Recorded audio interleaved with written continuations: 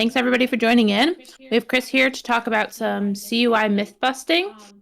Feel free to jump in if you have any questions. You can raise your hand and ask to speak, or send it in the chat, and we'll get to you from there. Yeah, Chris, feel free to take it away. Yeah, thank you. My name's Chris. I've been in compliance for, I want to say like 18 years now. I hate to think about that. And been doing NIST 800 171 stuff from long before CMMC started to be a thing. And so now here we are in the CMMC world where everybody's paying a lot more attention to this space. And there's, let's just say there's a lot of people that are flooding into the CMMC compliance space since CMMC got announced. So, oh, yep, my video's not on. There we go. There's a lot of people flooding into this space, and with that, there's been a lot of kind of misconceptions and myths and just general confusion about, especially like what CUI is and how you handle it and how you market and all that sort of stuff. So that's what we're really here to talk about today.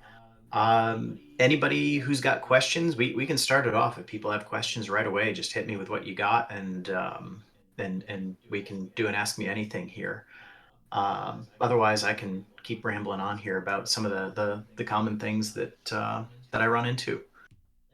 And Kelsey, I'm assuming like if somebody starts raising hand, you'll like promote them so they can ask out loud, or should I be watching the text?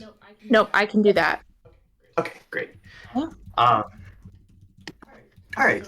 So I think a good place to start with all this stuff is that a lot of people think CMMC is this big, scary new thing, and that's the first thing that just needs to be shut down here is if you are going to have a CMMC compliance obligation in the very near future when CMMC finally finishes rolling out and we get to that whole rollout process, uh, you will already have had basically essentially the exact same compliance obligation for years under the DFARS 7012 contract clause. So a little more detail on that is that there's this magic thing called CUI. It's a certain type of information that even what that is one of those big myths. And the government wants you to protect it. And so they put contract clauses out there that say you have to protect that information if you're a contractor whenever you get that information. And so DFAR 7012 is the old Department of Defense contract clause that says you have to protect that CUI that DoD is sending you. And and so that's the big thing with CMMC is just that it's all of these organizations, all these contractors, DoD contractors, have been self-assessing against NIST 800 171 as per the terms of that DFAR 7012 contract clause, and they keep getting breached. And DoD looks around and says, "Hey, you said you were doing all the things, but you're not doing all the things. That's a problem." So DoD got fed up with it and created CMMC as a certification program, a third-party audit program to make sure you're doing all of the NIST 800 171 things that DFAR 7012 has said you were supposed to be doing for years now. So, so yeah, from that standpoint, if you're a defense contractor, if you've been doing things right the whole time, you really don't have too much to worry about here because CMMC's effectively just auditing what you've been doing already. On the other hand, if you've been kind of fudging those SPURS scores, your self-assessment scores for your NIST 800 171 compliance, then yeah, okay, you might have some issues here you need to address before some third party comes in and finds out that you've been fudging it this whole time, or if you've been completely ignoring the those compliance requirements. So yeah, that's the first thing to get out there. Another big part of that whole thing is we've got a lot of organizations that have been reaching out to us at Trusted Sec saying, "I'm a defense contractor. Oh no, I need to be CMMC compliant." And based on what I just said, like, well, okay, what are you doing today? What's your current NIST 800 171 program? And they don't have one. And so we end up doing a little bit of digging and find out that they're not actually handling any CUI. They never had the DFAR 7012 clause. And so that's another one of the big myths is people tend to think that for some reason, because CMMC is rolling out, suddenly all these defense contractors are going to have to comply with NIST 800-171 that did not have to comply with it in the past. So that's the other big myth we can bust, is just that no, like CUI is what it is. The definition hasn't changed and is not changing with CMMC. CMMC is just a third-party audit program for the thing that contractors should have been doing already. So if you're a defense contractor and you're not handling CUI today, CMMC isn't going to somehow magically make you start handling CUI tomorrow. If you start taking on new types of contracts, or broadening out your business, or if you weren't a defense contractor before but you're going to become a defense contractor, okay, yep, maybe you'll start running into CUI and you'll have some new compliance obligations. But for the most part, it's, again, just getting the web browser, right? Not the whole desktop. Yep. Okay. So this is that DFAR 7012 clause that I mentioned.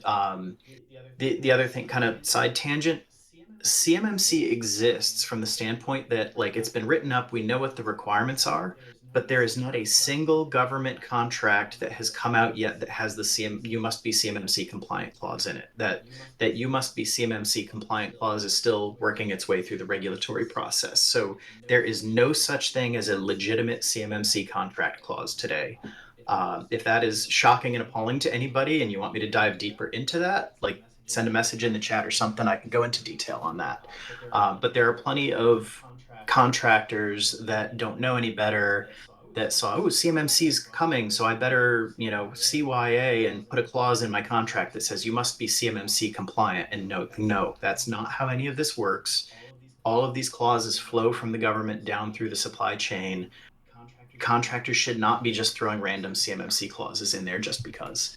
So back on this, DFAR 7012 is the clause that's in place today and has been in place for years and will continue to be in place after CMMC clauses start rolling out. So you're going to have to do both DFAR 7012 and CMMC. And there's a little link here at the top. As prescribed in 204-7304C, use the following clause. So what we're actually looking at here are the federal government's instructions specifically to DoD employees about how they put contracts together. And so this is telling DoD employees to use this following clause as per this other clause that we can click on, and we can go look at that. If it loads, it's going slow for me. Maybe. Well, we'll see if that loads eventually. And where I'm going with this is when we look at that other clause. Oh, here we go. And we bump up to its parent clause, this whole section. Oop, went too far.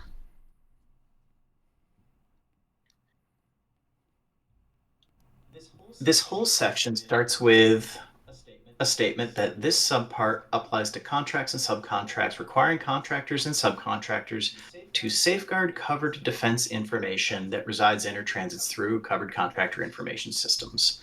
So if you as a contractor are not going to have this thing called covered defense information transiting through your covered contractor information systems, they should never ever be putting these contract clauses in your contracts. So that's what I mean by that scenario that was just described about, well, we were told we should show that we can handle CUI even though we're not handling CUI. Just that shouldn't happen because of the way these procedures are written. Doesn't mean it won't happen. Again, some of the other contractors that don't understand the CUI program do really weird things.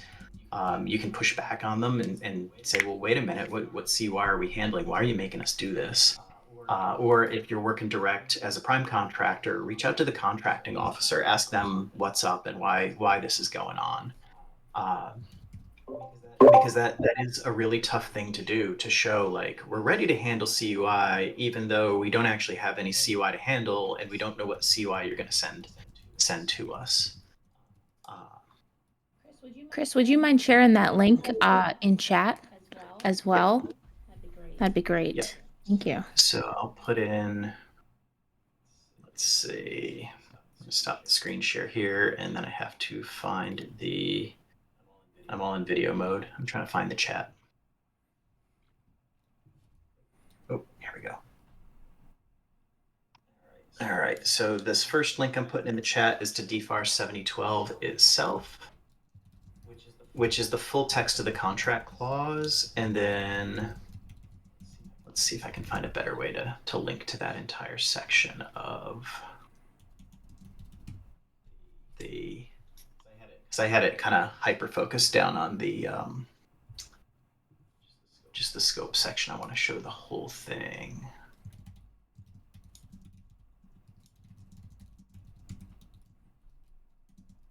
Now you'll be able to follow from 7012. You'll be able to follow that the link at the top there to get up to the parent section there. Uh, so yeah, so that's the story with DFAR 7012 clause. CMMC. Let's screen share again here. Uh, oh, and even though I was just sharing my screen, now it's my screen share button is grayed out and it's not going to let me share my screen. That's unfortunate. Um, no, maybe, oh, I have a different screen share button that might work. I don't know why there's two screen share buttons, but there are, and this looks like it's going to work. So that was the DFAR 7012 clause. This thing that I will also put the link into the chat is this is the proposed, not yet published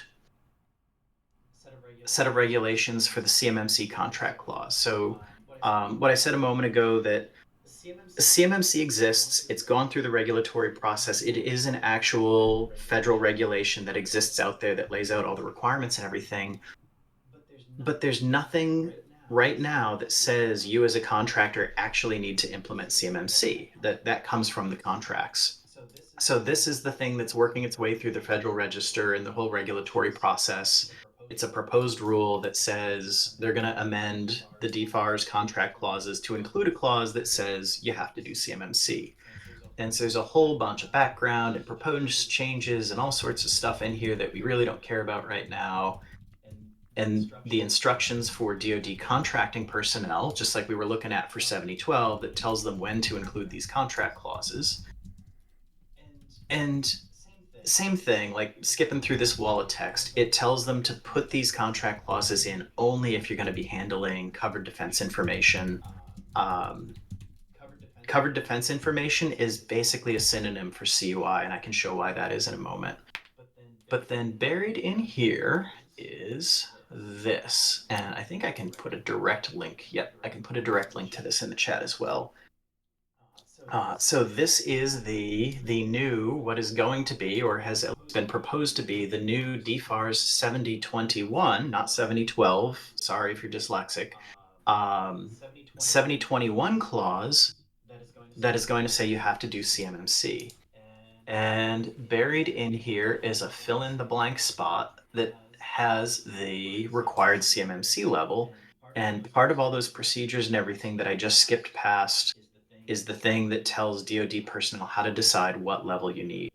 So if you are not handling CUI at all, this is going to be a level 1 requirement because every contractor is handling FCI.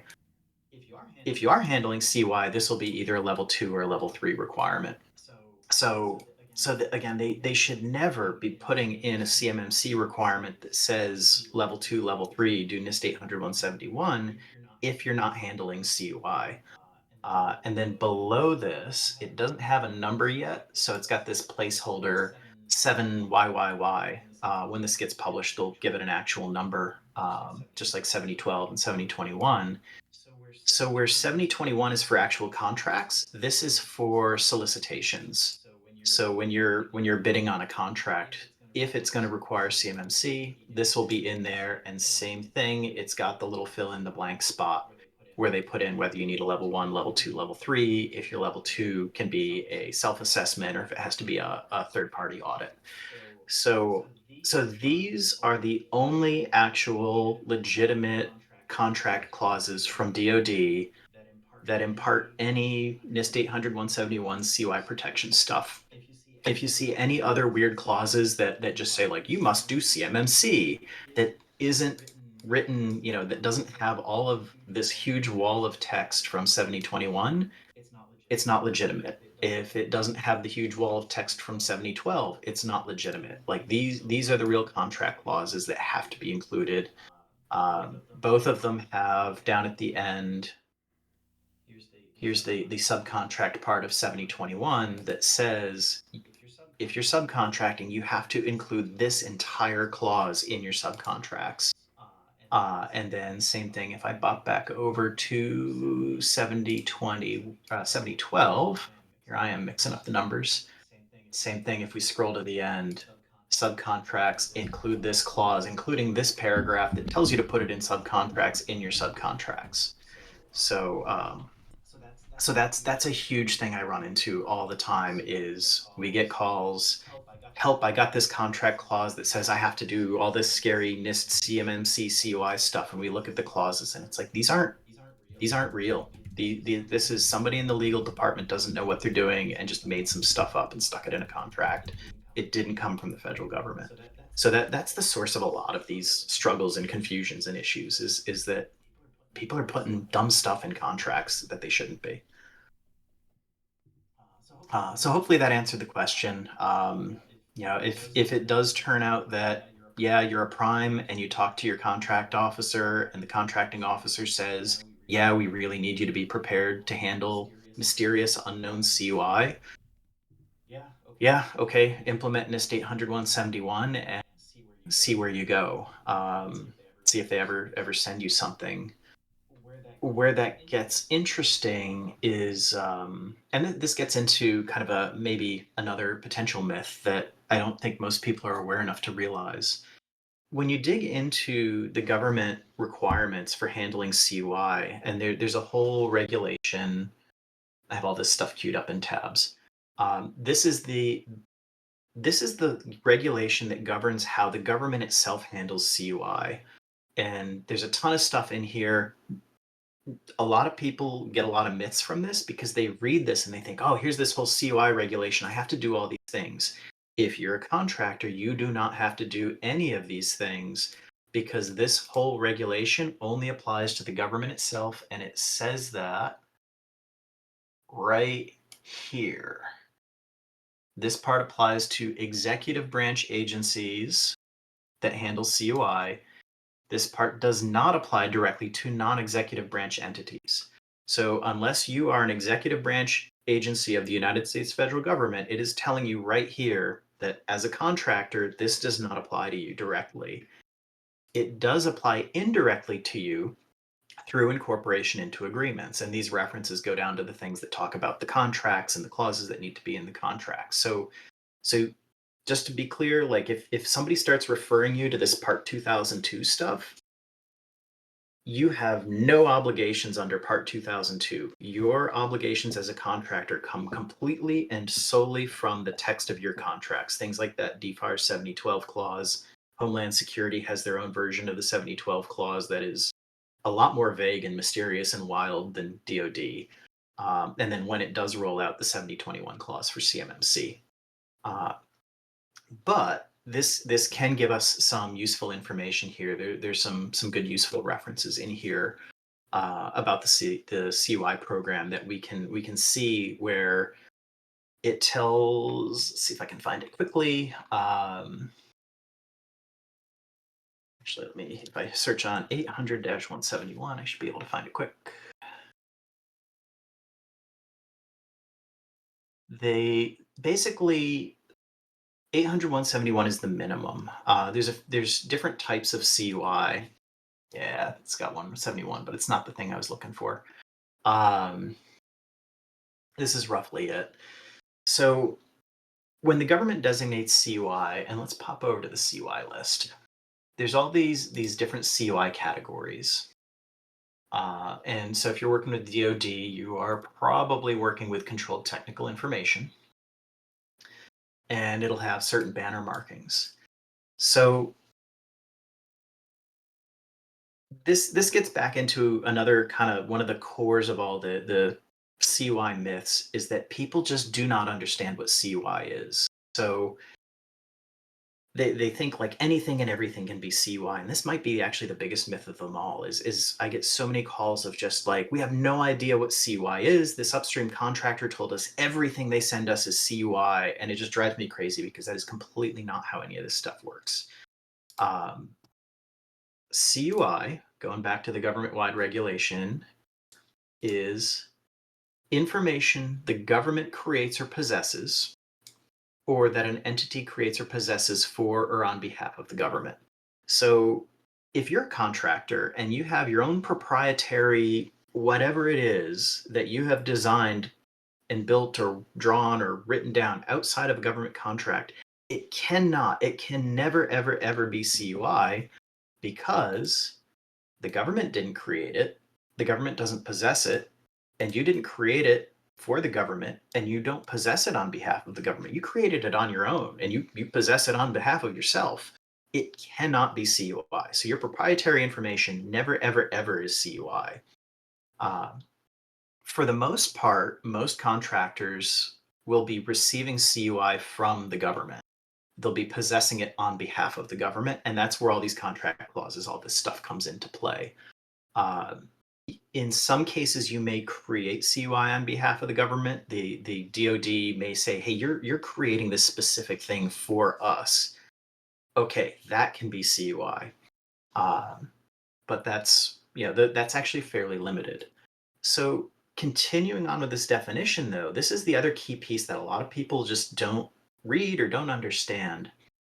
Says that a law, regulation, or government-wide policy requires or permits an agency to handle using safeguarding or dissemination controls. So putting that in plain English, even if the government is creating or possessing information, that information cannot be CUI unless there is some law or regulation or government-wide policy somewhere that says the government itself has to protect that information. So I like to contrast this with ITAR. Most contractors working in the defense space are familiar with ITAR. It's the thing that says you can't just go selling machine guns to North Korea or any other country without export licenses and registration and all sorts of other paperwork and approvals and stuff. ITAR is a regulation, unlike the CUI regulation. ITAR applies directly to you, me, and everybody. Just there's laws, there's regulations that say this applies to everybody in the whole country. Unlike this CUI regulation that, as I just showed, explicitly says it only applies to the government itself and contractors via contracts. So ITAR is very different from CUI, where anything that I create could be data that's subject to ITAR because that's how that works. Versus CUI only applies to data that the government itself has to protect. And so my favorite example of this is your tax returns. You go out and you fill out, and I might be able to actually pull this up quickly. You go out every year and you fill in your tax return and you send it into the government. And there's a CUI category for federal taxpayer information because there's a law. Let's see if I remember which one is the right one. That says, somewhere buried in here, if I clicked on the right one, that the federal government cannot share your tax return information except under certain circumstances. And so I'm looking for it here, but I don't think I'm going to be able to find it quick enough. Or I might have clicked on the wrong one. Let's see, it's this one. I think this is it. Yep, taxpayer return information.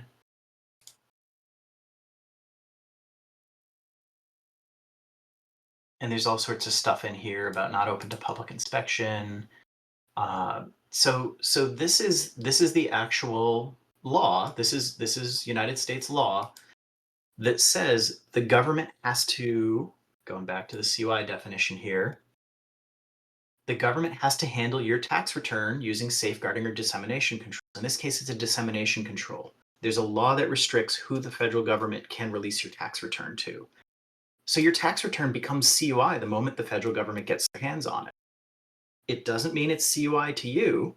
You could run down the street sprinkling copies of your tax return to anybody you want to give them to, and that's perfectly fine. You're not going to get in violation of CUI rules, but the government can't do that.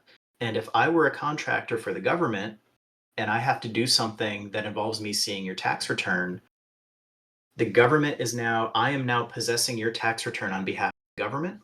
It's CUI to the government, so that means the government needs to establish that contract with me, and I need to apply the CUI rules to your tax return. So take all of these same concepts and now apply it to some of the more complex stuff we're dealing with in the defense space, where you may design some sort of super secret widget part, whatever it is, it's your proprietary thing that you've designed, and the government wants to buy it. It's not CUI to you. You designed it on your own independently, not on behalf of the government. The government gets a copy of it. Now the government has to protect it as CUI because there's all sorts of laws and regulations. Again, going back to the CUI list here, there's a whole category for proprietary business information. So anything proprietary you send to the government has to protect as CUI. Doesn't mean it's CUI to you, just like those tax returns. So putting all that together, trying to clear up the confusion here is that this whole concept of everything cannot be CUI. It can only be CUI if there's some certain law or regulation or policy that says the government has to protect that information. Where it gets more interesting, and this is bringing it back down to why NIST 800-1 might not be enough, is when I scroll down through the list here, there's this banner marking column, and you see some of it just says CUI, and some says CUI SP-ProPIN. ProPIN is the abbreviation for proprietary business information. Some CUI, some documents, some information, the laws or regulations or policies just say the government has to protect this, and it doesn't provide any specific instructions on how to protect it. When that's the case, it just gets the regular CUI basic marking without the //SP whatever at the end of it. If you're a contractor and you receive this regular CUI, NIST 800-171, and that's what this CUI regulation basically says is, hey, government agency, anytime you send CUI basic to a contractor, make sure that they protect it using NIST 800-171. Cool, plain, straightforward, easy enough. Where it gets tricky is anytime you see this SP dash and then an abbreviation at the end of it, that means that this particular law or regulation or whatever it is has specific instructions for you must protect this information in this certain way. Or it might say you can only release this information to these certain people. And those are those safeguards, you must protect the information, and those dissemination controls you can only release to certain people that are mentioned in the CUI definition. So for you as a contractor, this gets tricky because if the government is telling you you have to be prepared to handle CUI, but you don't know what CUI you're going to be handling, well, okay, you can do NIST 800-171. That's the baseline. But if they start sending you CUI //SP dash something, that's going to have specific safeguarding requirements or dissemination controls around it that are on top of NIST 800-171. So that's the trick there is if somebody's telling you that, going all the way back to this question of what do we, if somebody says you have to be prepared to receive CUI, like I would want to know, like, what categories of CUI? Is it just CUI basic, or are you going to be potentially sending me CUI //SP ProPIN, or are you going to be sending me going back to DoD, because that's mostly what people are dealing with, within controlled technical information? It's all SP-CTI. There is no CUI basic, just CUI within the CTI category, and this is mostly what DoD contractors deal with. So yeah, so that raises some burning questions in my head of like, I want to, if they want me prepared to handle CUI, I need to know exactly which kinds of CUI I'm going to be handling so that I can put the correct additional safeguards in place in addition to NIST 800-171. Hopefully that cleared things up instead of making them more confusing, but that was unfortunately not an easy question to answer because of how much of a tangled web all this contract stuff is. Kelsey, did we get any other questions while I was rambling on here? No, I think we're good for now. Um, if you wanted to, could you go into some of the uh roadblocks that might come up with subtractors that are trying to get in touch with agencies or aren't able to get in touch with agencies, anything like that? Yeah, so that's for some reason contractors, especially subcontractors, seem very scared to reach out to DoD and to the contracting officer. So let's start with that one. Is like that's their job. That's what they exist for, that purpose of helping answer those questions. So like, don't be scared to reach out to them. Uh, Primes should always know who their contracting officer is, like because they're dealing with them to get the main contract in place. But it's important for subcontractors too. And even if you don't have any questions, when we get into going back to DFAR 7012, there's a bunch of stuff in here in DFAR 7012 that says you need to talk to your contracting officer about certain things. So this one, let's see. It's actually the next one I think I'm looking at. This one. So let's say you're implementing NIST 871, like a good contractor, CUI, and you can go and you do all your NIST 800 171 stuff. But you get to something that is not applicable to you. So maybe you're doing like there's the requirements about like remote access, and maybe you just do not have remote access to your environment at all. So you're like, great, these specific requirements are not applicable to us, so we're in good shape. DFAR 7012, this clause that I just highlighted, tells you that anytime something is not applicable or you want to vary from 800 171 in any way, you need to submit that in writing to your contracting officer for approval. So if you're a subcontractor and you've marked any NIST 800 171 requirements not applicable and you haven't run it in writing past the contracting officer, you're violating DFAR 7012. So questions aside, like for that reason alone, you really need to know who they are. When we get into the cyber incident reporting requirement part of 7012, there's a bunch of stuff in here about reaching out to the contracting officer for instructions on information to gather and what to do with the malware and all this other stuff. So damage assessments, and so yeah, you need to know who your contracting officer is. If your upstream contractors aren't providing you with that information, problem, you should be pushing back on them and saying like, hey, we need to know who the contracting officer is in case of breach, so that we can tell them about our whatever is not applicable to us in 800 171 and all the rest of the stuff. um, and of course, once you have their information, you can also reach out to them with questions about like, hey, this document is CUI, and I'm taking this specific piece of information out of that document. Is this specific piece of information still CUI or not? The contracting officer will be able to help you answer those questions.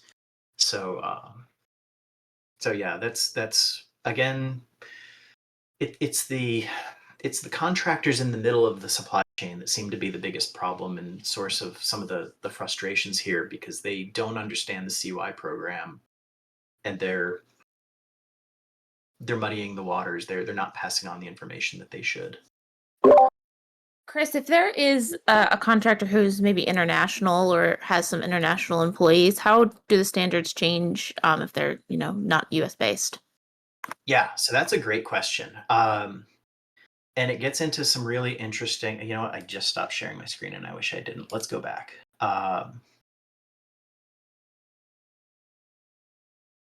Did I? I just think I shared the wrong window. I think I just shared Discord. That's not what I was trying to do. Now I broke everything. Um,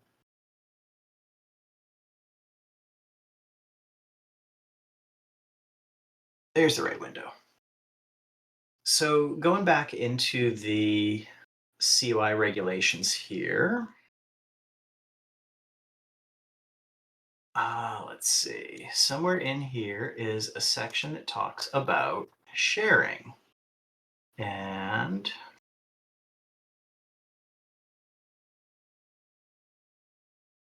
So this is going to be relevant for an entity sharing. This is more about like the contracts and stuff, though, not exactly what I was looking for. Um, there's a section in here that basically says like CUI is meant to be shared, which like throws a lot of people for a loop. Um, where is it? Of course, now I can't find it in a hurry because this is a big document. If you The are trying to share your screen, it doesn't seem like it worked. oh, okay. Is it working now? No. Okay, I give up. It seems to be blinking in and out. Um, all right, so I'll just talk through it. So when you read through the CUI regulation, that basically says like, don't use the CUI designation as a reason to not share information. You can share CUI with anybody that has a valid legal reason to receive that information. There's lots of confusion about things like, oh, I'm not allowed, they treat CUI like it's ITAR data, that it can't be shown to foreign persons or sent to foreign countries without some sort of approval. And that's just not the case. There are no, by default, this gets back into that whole CUI versus CUI specified thing. If you're handling CUI basic, uh, there's no restrictions on who you can share it with other than you should have a CUI protection agreement in place with them, like that subcontract. If I'm going to share CUI with you, I need to set up that, hey, you need to implement NIST 800-171 to protect the CUI that I'm going to share with you. Other than that, doesn't matter what country you're from, doesn't matter what country you're in, as long as there's a reason for you to share that CUI, go for it. Put the agreement in place and go for it. The exception is, going back to that concept of CUI specified, some CUI will have a dissemination control that says you can't share this with any foreigners, or it might say you can only share it with people from certain countries. And the CUI will be marked that way. I see that in the chat, it looks like some people could see the screen share, so I'll start sharing it again here.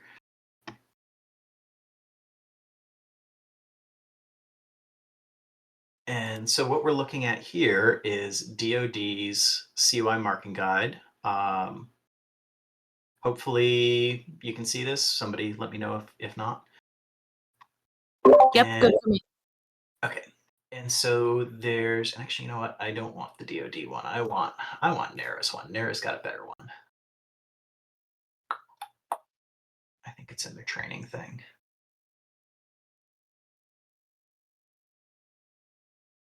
Yeah, might be in resources. There's specific markings that will show you when it's got these restrictions on it. Here it is, the marking handbook. And sorry if I'm making people seasick by speed scrolling, but this is the example of showing these limited dissemination controls. So a document would have the banner that says CUI / and then dissemination control A / dissemination control C. This one would have two different dissemination controls on it. This one would only have one dissemination control. And in this case, this disem B is not the exact wording you'd see. They're just using it as a placeholder. The actual wording you would see comes from this list. So you would see something like CUI / no foreign means no foreign dissemination, or CUI / FedCon, federal employees and contractors only. This is the rel 2. So this is authorized for release to certain nationals only, release to USA, and then a list of different countries that you're allowed to release it to. So back to that original question, if it's just normal CUI basic, or even if it's CUI specified but doesn't have any of these dissemination on it, yeah, go nuts. None of these regulations change when you send it overseas. It's only when you get these dissemination control markings, as shown in the marking handbook here, that that those restrictions come into place. And I'm going to throw a huge asterisk on that. Because again, all of this stuff is driven by contract, and DoD does some funny stuff. So going back to DFAR 7012, There's the part in here about adequate security, and there's the part in here about cloud computing services shall be subject to the security requirements in this other clause over here. If we pop into that other clause, this is all about, this isn't specific to CMMC, this is, or CUI rather, this is just kind of some generic DoD. There is something buried in here that specifically says it has to be onshore in the US unless the contracting officer approves otherwise. And it's either in this clause or it's in the Cloud SRG that this clause references. Kind of eyeball find it. So you'll get weird stuff like that, and that's, read your contract is the moral of that story, is that there's the CUI program where the CUI program says, yeah, go nuts, share it with whoever you want as long as you've got an agreement in place and as long as there's no dissemination controls that tell you you can't do that, that would be marked on the document. But there may be little things buried in the DoD contract clauses that, or any other government agency contract clauses that are above and beyond the CUI program that restrict what you can and cannot do with that information. So it's, the no foreign sharing thing in this case isn't a CUI problem. It's a DoD says whatever cloud services you're running on their behalf have to be in the US problem, separate from whether or not there's CUI on that cloud service. Uh, and CUI marking, let's just go down that road for a moment because that's another big good myth that we should really touch on. Is I get so many people confused about, again, everything CUI. I don't know what's CUI. It's so confusing. Every single piece of CUI that leaves the government must be marked, period. It's buried in here. This is, again, I'm back in the CUI regulations. I'm skipping around a lot of different places. There are two spots in here that specifically say, this is the big one. Prior to disseminating CUI, authorized holders must label CUI according to marking guidelines issued by the CUI-EA. That's what we were just looking at. That document that I was showing the dissemination control marking is the marking guidance issued by the CUI-EA. The CUI-EA is National Archives, which is who published that document, and must include any specific markings required by law, regulation, or government policy. So right here, all CUI must be marked by the government before they send it to you as a contractor.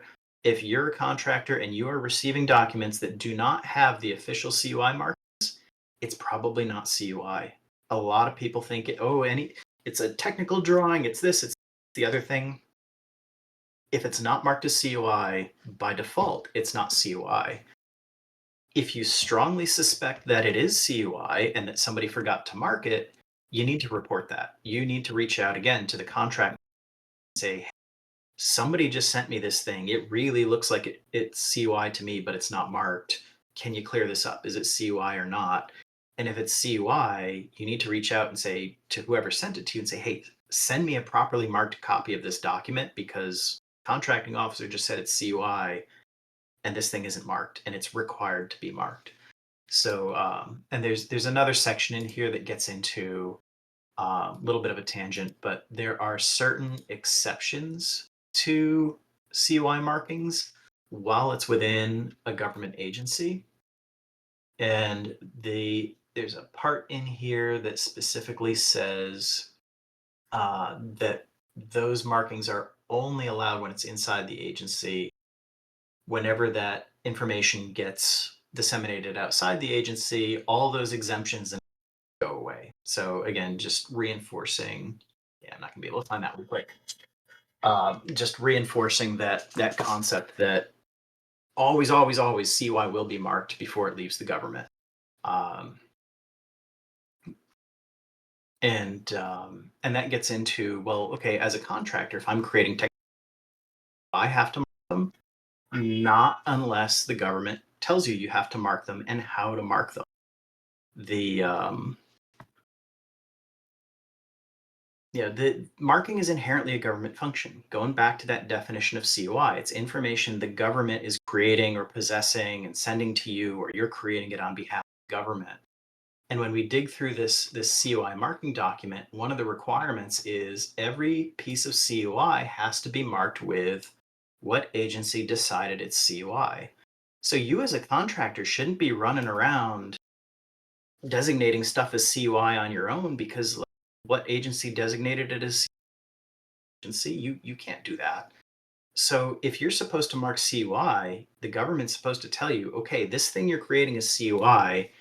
Here's the category of CUI it falls into. Here's the dissemination controls you're supposed to mark on it.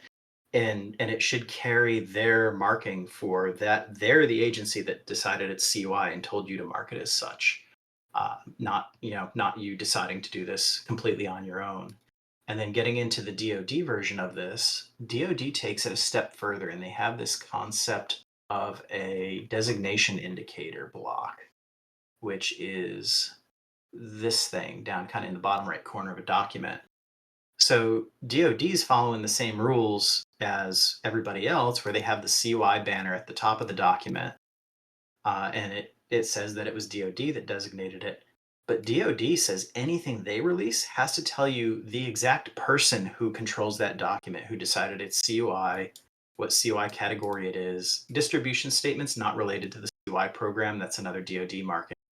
And you have to have a point of contact that you can reach out to about this CUI. So again, if you're a contractor out there just marking things as CUI for the heck of it, well, okay, great. Well, what person at DoD are you going to put in that designation indicator? Whose phone number are you here? So no, that's not how this works. You should not, as a contractor, just be like marking stuff as CUI because you feel like it's something that needs to be protected. It's marking CUI is inherently a government function that they can delegate to you as a contractor.